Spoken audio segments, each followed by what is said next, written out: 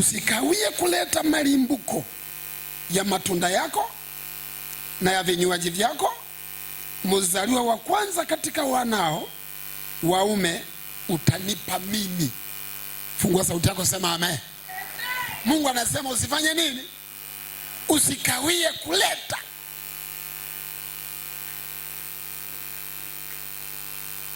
Usikawie. Sasa Wakristo wengi hatujui habari ya sadaka ya malimbuko.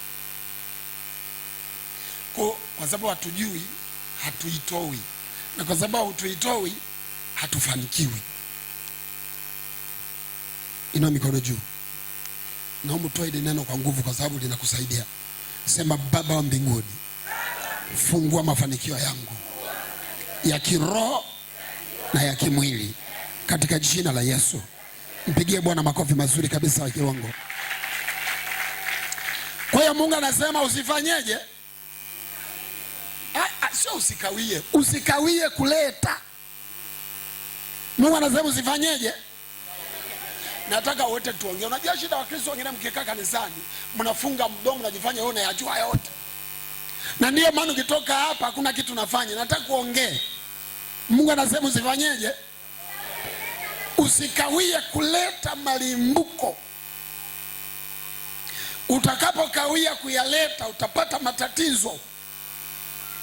Utagubikwa na magonjwa. Ndoa itavunjika. Watoto wataharibika.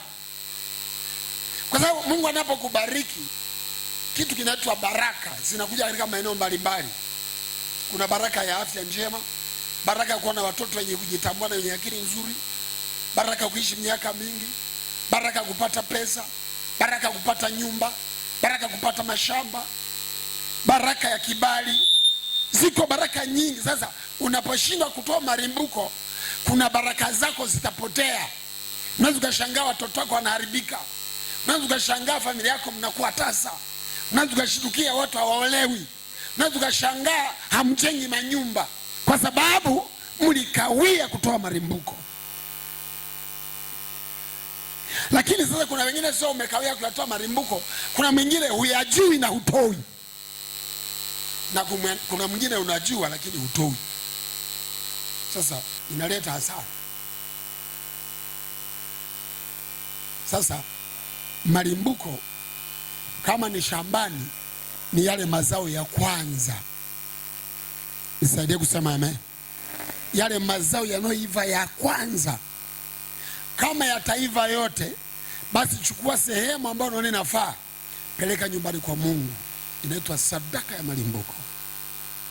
Kama umeenda kuajiriwa, wale mlioajiriwa mshahara wa kwanza, nitazame mimi. Na ukinitazama unipende kwa sababu nafundisha neno la Mungu. Sema amen. Hebu sema mshahara wa kwanza. Mshahara wa kwanza sio wa kwako. Wote unaubeba mzima mzima kama ulivyo. Unakabidhi kwa kuhani madhabahuni. Yaani hauli hata 100. Kama uliajiriwa na hukulitoa malimbuko, basi natakiwa ukishasikia mafundisho haya ukatafuta ule mshahara wa kwanza uulete. Shika mkono jirani yako, mtikize kidogo. Tatizo wewe utikizaje mtu? Yaani wewe ni wale watu ambao mlishashindwa, yaani utume ukatumika. Mungu amekutuma ufanye. Mshike mkono jirani yako, mwambie ili neno linakuhusu. Mwambie sadaka yako ya malimbuko inahitajika kwa Bwana. Mwambie hasa ule mshahara wako wa kwanza, yale mavuno yako ya kwanza yaliyoiva, mwambie unatakiwa uyalete leo. Ukileta malimbuko kwa Mungu umemheshimu. Usipoyaleta umemdharau. Ndio maana nasema mheshimu Bwana kwa mali yako yote na kwa malimbuko yako yote. Mheshimu Bwana. Maana kama hujaleta malimbuko umemdharau Bwana. Inua mikono juu. Toa sauti. Sema nakataa kumdharau Bwana. Sema maisha yangu yote sitamdharau Bwana kabisa. Bwana unisaidie na unibariki. Piga makofi yanayotoka kwa Bwana majeshi. Haleluya. Kwa hiyo naomba usikilize, kama umletee Bwana malimbuko yako, sadaka ya malimbuko, maana yako umemdharau. Sasa ukiendelea ule mstari sema hivi: mheshimu Bwana kwa mali yako na kwa malimbuko ya mazao yako yote, ndipo ghala zako zitakapojazwa kwa wingi. Nataka sauti kubwa iseme amen. Usinaribia ujumbe.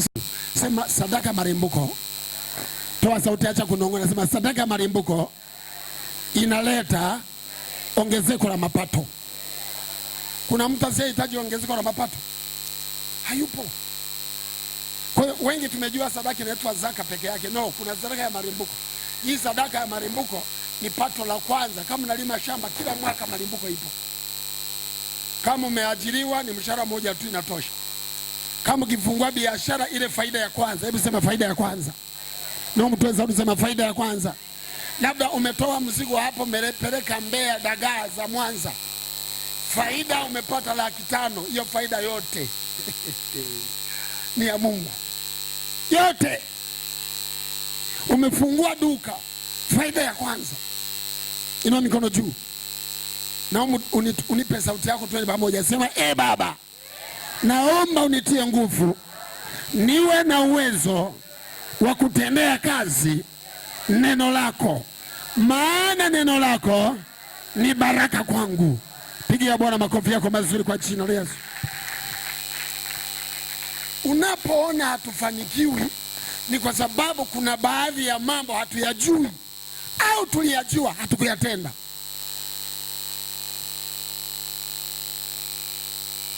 Sasa kama Mungu angekuja kufanyia tathmini, sema amen. Kwa sauti sema amen. Kuna watu mliingia Mwanza miaka 80 kule. Leo ni mwaka 2026. Miaka 40 kitu huko Mwanza. Tukikuuliza umefanya nini? Ulichoambulia inaweza kuwa ni matatizo ndio mengi kuliko faida. Kuna watu mmekuja Mwanza miaka ya 90, wengine miaka 2000. Wengine mmezaliwa Mwanza. Ukiangalia maisha yako, upigaji hatua maisha yako ni mwendo wa kinyonga. Haupigi hatua ulisha dumaa. Haupigi hatua ulisha dumaa. Matatizo ndiyo mengi. Kile unachokifanya kinakufa. Kile unapojaribu kuinuka unarudishwa chini. Ni kama kuna mguu wa shetani huko juu. Ukiinua kichwa anashusha. Huo mguu wa shetani na utoa juu yako kwa jina la Yesu. Shetani asikushushe kuanzia leo. Nasema shetani asikushushe kuanzia leo. Mbona amina haitoki? Nasema shetani asikushushe kuanzia leo. Unyanyuke kwa jina la Yesu. Inua mikono hivi. Nataka kuongea. Kwa mfano, nichukue mfano hapa. Kuna mtu ameleta hapa. Hii sijajua kama ni sukari. Naona ni mchele. Ameleta. Mimi nikuja madhabahuni nakuta ameweka hapa. Kwa kama hii ikiwa ni malimbuko umetia katika nyumba ya Bwana Mungu wako, umeweka madhabahuni. Naomba niangalie. Nguvu ya Mungu kutoka kwenye madhabahu hii ulioleta inakuwa kama ndio inayorusha nguvu ya Mungu iende kwenye duka lako, nguvu ya Mungu iende kwenye afya yako, nguvu ya Mungu iende kwenye familia yako, nguvu ya Mungu iende kwenye mashamba yako. Ulichokileta ndio kinarusha nguvu iende kule. Ile nguvu ikifika huko inapambana na uchawi, inapambana roho ya kufilisika, inapambana roho ya kuibiwa ile ulioleta wewe. Ndio maana Mungu anasema ya kwanza ya malimbuko utayatia katika nyumba ya Bwana Mungu wako. Fungua sauti yako, sema amina. Bado hujaongea, utaongea tu, tutaenda. Nataka kuongea, sema amina. Mafanikio hayaletwi na mbio za kukimbia kufanya biashara. Ni nguvu fulani inayokuwezesha. Kuna nguvu inayokuwezesha. Kuna nguvu katika ulimwengu wa roho inakufuata. Inasababisha mambo yaende. Inua mikono juu. Funga ngumi namna hii, funga ngumi 2. Uje kufunga ngumi, kangumi kako kadogo kama mtoto wa miaka 2. Sema mambo yangu lazima yaende. Tupa mkono, sema mambo yangu lazima yaende. Kwa jina la Baba na la Mwana na la Roho Mtakatifu. Piga makofi, Mungu asikie mikono yako kwa jina la Yesu. Ukikosa nguvu nyuma yako inayokusaidia kule uliko, unashangaa unaporomoka. Naomba nitazame vizuri, kwa sababu katika ulimwengu wa roho kuna nguvu mbili zinashindana. Mtazame na useme amen.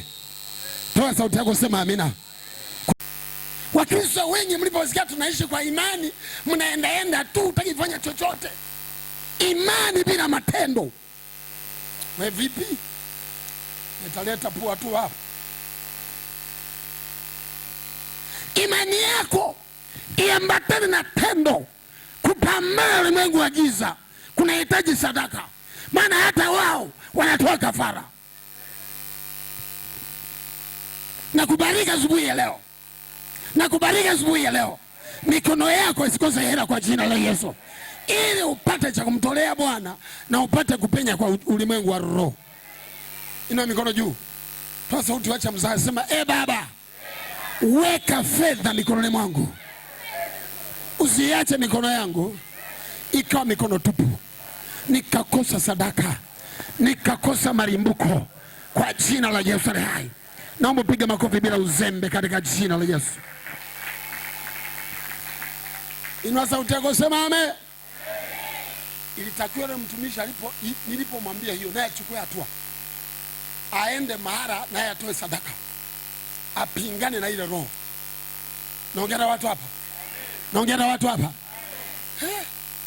Kwa malimbuko ya ardhi utakayoyavuna katika nchi ya kupayo Bwana Mungu wako, ukayatie katika kikapu, ukaende hata mahali pale atakapopachagua Bwana Mungu wako, ili alikalishe jina lake.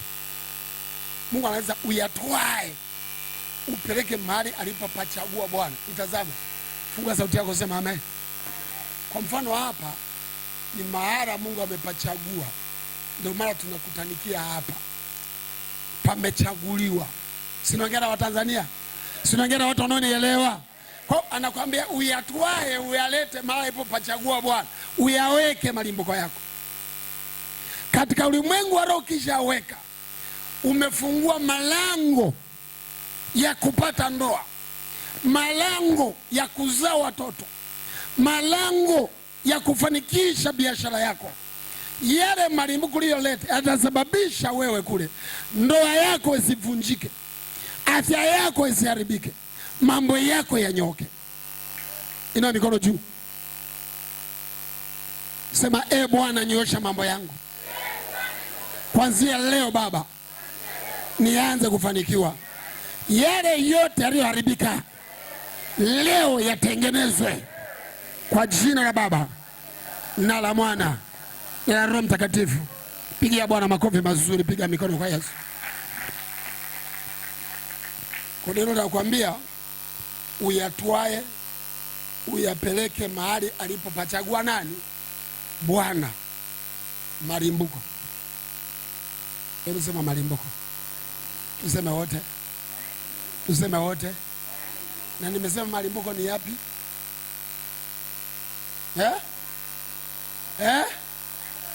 Tuseme wote nini? Tuseme wote nini? Wewe tangu ulipoanza biashara, pato la kwanza ulilipeleka kanisani.